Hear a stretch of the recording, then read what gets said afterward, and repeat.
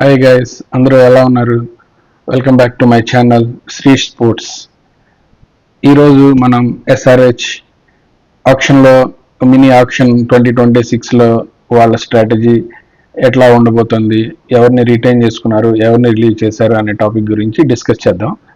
ఇంతవరకు కనుక మీరు నా ఛానల్ని సబ్స్క్రైబ్ చేసుకున్నట్టయితే దయచేసి సబ్స్క్రైబ్ చేసుకోండి, అట్లాగే లైక్ చేయండి, షేర్ చేయండి. ఓకే, ఇప్పుడు టాపిక్లోకి వెళ్ళిపోదాం ఇంకా ఆలస్యం చేయకుండా. ఈరోజు టాపిక్ వచ్చి ఎస్ఆర్హెచ్ మెయిన్ ఆక్షన్ స్ట్రాటజీ ఏముంది, ఎట్లా ఉండబోతుంది, ఎవరిని ఉంచుకున్నారు, ఎవరిని రిలీజ్ చేశారు. సో ఈ టాపిక్ మీద మాట్లాడుకుందాం. సో ఫస్ట్గా మనం చూడవలసింది ఏంటంటే ఎవరెవరిని రిలీజ్ చేశారు ఇంతవరకు. సో వాళ్ళు రిలీజ్ చేసిన ప్లేయర్లో ఒకటి ఏంటంటే మొహమ్మద్ షామీని వాళ్ళు ఎల్ఎస్జికి ట్రేడ్ చేసుకున్నారు. సో షామీ ఎల్ఎస్జికి వెళ్ళిపోయాడు.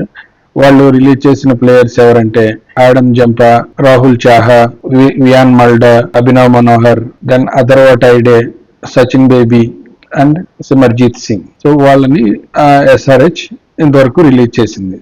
రాహుల్ చాహర్, ఆడమ్ జంపాని రిలీజ్ చేయడం వల్ల రిలేటివ్ గా ఎస్ఆర్హెచ్ స్పిన్ బౌలింగ్ డిపార్ట్మెంట్ కొద్దిగా వీక్ అయింది. అట్లాగే అభినవ్ మనోహర్ మిడిల్ ఆర్డర్ లో బ్యాటింగ్ చేశాడు, కానీ అంతగా రాణించలేదు ఆశించినంతగా, ఎస్ఆర్హెచ్ ఎక్స్పెక్ట్ చేసినంతగా. షమీని వదులుకోవడం అనేది చాలా కఠినమైన నిర్ణయం ఎస్ఆర్హెచ్ కి. బట్ మేబీ అతని పర్ఫార్మెన్స్ కావచ్చు, last season midway through even షమీని వాళ్ళు బెంచ్ పైన కూర్చోబెట్టారు. అప్పటి నుంచి కూడా అతను గాయాల బారిన పడి ఉండటం, రీసెంట్ గా రికవరీ అయ్యి రంజీ ట్రోఫీ ఆడుతున్న ఇండియా టీమ్ కి సెలెక్ట్ కాలేకపోవడం అనేది కూడా అతనికి drawback. Maybe SRH management mind లో అదొక డౌట్ ఉండే ఉంటుంది, పూర్తిగా ఫిట్ ఉన్నాడా లేదా అనేది. సో అందుకని వాళ్ళు రిలీజ్ చేయడానికి డిసైడ్ చేసుకుని వాళ్ళు ఎల్ఎస్జికి ట్రేడ్ చేశారు షమీని. సో నెక్స్ట్ ఏంటంటే ఎవరిని రిటైన్ చేసుకున్నారు అనేది కనుక చూస్తే మనం వాళ్ళ మెయిన్ కోర్ టాప్ ఆర్డర్ ఏదైతే ఉందో ఫైరింగ్ టాప్ ఆర్డర్ టాప్ 5 వాళ్ళు రిటైన్ చేసుకున్నారు.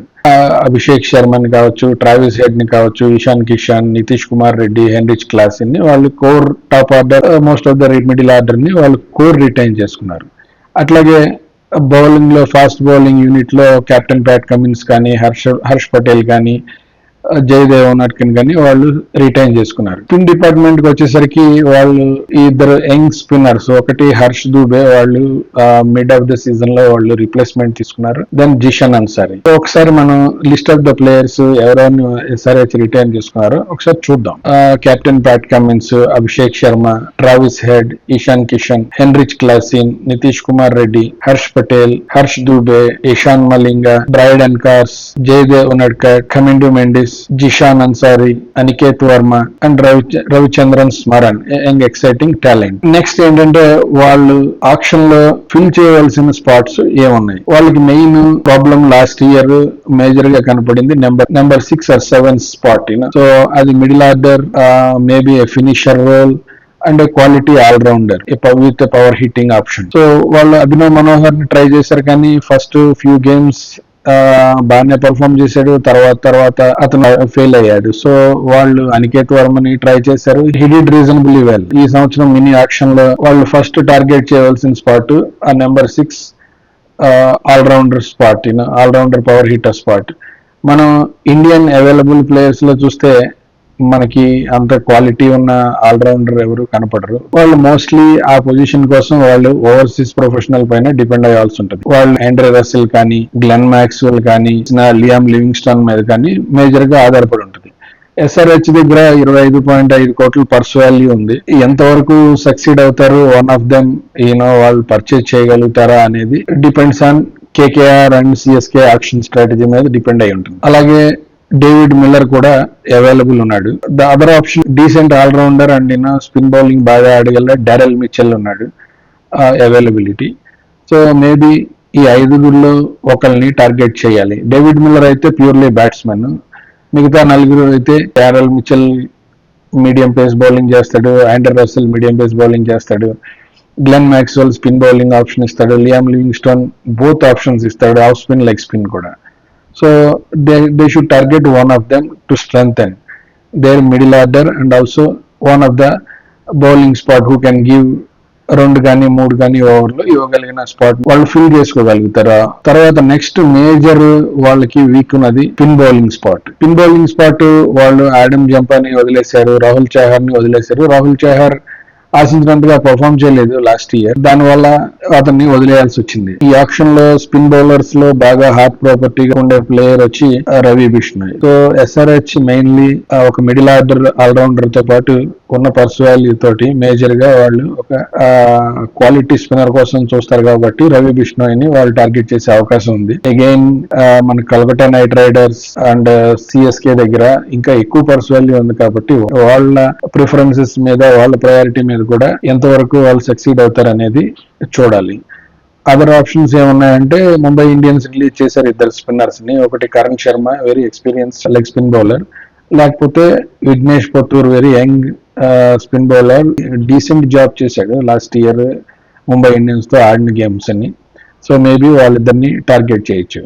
ఇంకా ఓవర్సీస్ కోసం వెళ్తే వనిండు హస్రంగా ఉన్నాడు. ఇంతకుముందు ఎస్ఆర్హెచ్ కి ఆడాడు, రిలీజ్ చేశారు వాళ్ళే. మళ్ళీ ఎంతవరకు అతని కోసం వెళ్తారనేది చూడాలి. అందులోనూ ఆల్రెడీ 3 ఓవర్సీస్ స్పాట్స్ ఎప్పుడూ ఫుల్ అయి ఉంటాయి, Travis Head, Heinrich Klaasen and captain Pat Cummins వల్ల. సో 4వ spot middle order batting allrounder కోసం చూస్తే వనిండు హస్రంగా కోసం వెళ్ళేది డౌట్ఫుల్ వాళ్ళు. సో ఇకపోతే ఫాస్ట్ బౌలింగ్ ఆప్షన్స్ వాళ్ళకి మెయిన్ షామీ రీప్లేస్ చేసుకోవడం కోసం వాళ్ళకి ఇండియన్ ఫాస్ట్ బౌలర్ కోసం ఖచ్చితంగా వెళ్ళాలి. ఓన్లీ ఇండియన్ ఫాస్ట్ బౌలర్ ఈ యాక్షన్ లో అవైలబుల్ ఉండేది ఇండియాకి ఆడిన ఇంటర్నేషనల్ ఎక్స్పీరియన్స్ ఉన్న బౌలర్ ఆకాష్ దీప్ ఒక్కడే. సో వాళ్ళు మేబీ ఆకాష్ దీప్ కోసం టార్గెట్ చేయవచ్చు. ఇంకొక ఆప్షన్ వచ్చి ఆకాష్ మధ్వాల్ చాలా డీసెంట్ గా బౌలింగ్ చేశాడు డెత్ ఓవర్స్ లో Mumbai Indians last year. He did really well. Maybe Akash Madhwal కోసం కూడా వాళ్ళు ప్రయత్నం చేస్తే బాగుంటుంది. ఇకపోతే ఓవర్సీస్ ప్రొఫెషనల్స్ లో ఫాస్ట్ బౌలర్స్ లో అవైలబుల్ ఉన్నది Matheesha Pathirana. But again SRH overseas quota ఎప్పుడు ఫుల్ గా ఉంటుంది కాబట్టి ఎంతవరకు అతని కోసం వెళ్తారు, ఒకవేళ వెళ్ళి అతన్ని కనుక కొనుక్కుంటే అతన్ని 11 లో అకామిడేట్ చేసే అవకాశం ఎంతవరకు ఉంటుంది అనేది చూడాలి. బ్యాకప్ ఓవర్సీస్ బౌలర్స్ కావాలంటే మేబీ హెన్రిచ్ నోర్కియాతో ప్రాబ్లం ఏంటంటే ఎప్పుడు ఇంజరీ కన్సర్న్, టోర్నమెంట్ మధ్యలో బ్రేక్ డౌన్ అయిపోతాడు. సో ఎంతవరకు అతను ఉపయోగపడతాడు టీమ్ కి అనేది చాలా కష్టమైన విషయం చెప్పడం. అదర్ బ్యాకప్ ఆప్షన్స్ సౌత్ ఆఫ్రికాకే చెందిన అనదర్ 2 బౌలర్స్ లుంగి ఎంగిడి కానీ లేకపోతే జెరార్డ్ కోడ్జే కానీ. ఇది ప్యూర్లీ వాళ్ళు బ్యాకప్ ఆప్షన్ కోసమే పెట్టుకోవాలి. ఎందుకంటే వాళ్ళు 2 ఓవర్సీస్ స్లాట్స్ ని ఫిల్ చేయాలి, 8 డొమెస్టిక్ స్లాట్స్ ని ఫిల్ చేయాలి. టోటల్ 10 స్లాట్స్ ఫిల్ అవ్వాలి వాళ్ళ దగ్గర ఉన్న 25.5 crores తోటి. ఈ ఉన్న పర్స్ వాల్యూ తోటి ఎంతవరకు వాళ్ళకి కావాల్సిన ప్లేయర్స్ ని రియల్ గా తెచ్చుకోగలుగుతారు అనేది చూడాల్సిన విషయం. మేజర్ గా అట్లీస్ట్ ఆల్రౌండర్ కోసం చూస్తే మెయిన్ పర్సన్ మనం చెప్పుకోవాల్సింది యాక్చువల్ గా క్యామరన్ గ్రీన్. బట్ నేను ఎందుకు మెన్షన్ చేయలేదంటే కలకత్తా నైట్ రైడర్స్ దగ్గర హ్యూజ్ పర్స్ వాల్యూ ఉంది. వాళ్ళు అండర్ రసెల్ రిలీజ్ చేశారు కాబట్టి వాళ్ళకి ఖచ్చితంగా ఎంత డబ్బైనా పెట్టి క్యామరన్ గ్రీన్ ని కొంటారు. సో హైదరాబాద్ కి దక్కే అవకాశం చాలా చాలా తక్కువ.